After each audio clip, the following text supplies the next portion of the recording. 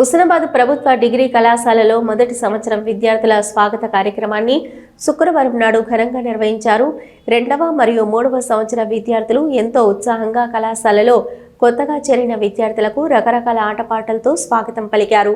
ఈ కార్యక్రమానికి అధ్యక్షత వహించిన ప్రిన్సిపల్ ప్రొఫెసర్ విజయగిరి భిక్షపతి మాట్లాడుతూ కళాశాలలో చేరిన విద్యార్థులు క్రమశిక్షణతో రెగ్యులర్గా కళాశాలకు వస్తూ అధ్యాపకుల పాఠాలను వినాలని, విద్యా విషయాలతో పాటు సాంస్కృతిక మరియు సామాజిక అంశాలను నేర్చుకోవాలని చెప్పారు. కళాశాలలో ఈ మధ్య సమకూరిన కంప్యూటర్ ల్యాబ్ మరియు ఇతర వస్తువులను నూతన విద్యార్థులు సరిగా వాడుకోవాలని, బాగా చదువుకోవాలని, సబ్జెక్టులను ఆకలింపు చేసుకోవాలని, మంచి మార్కులు సాధించాలని ఆకాంక్షించారు.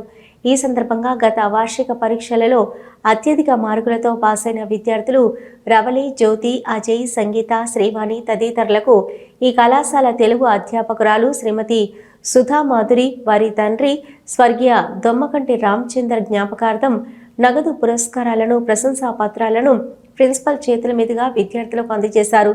కళాశాల అధ్యాపకులు, నాన్ టీచింగ్ అందరూ పాల్గొని ఈ కార్యక్రమాన్ని విజయవంతం చేశారు.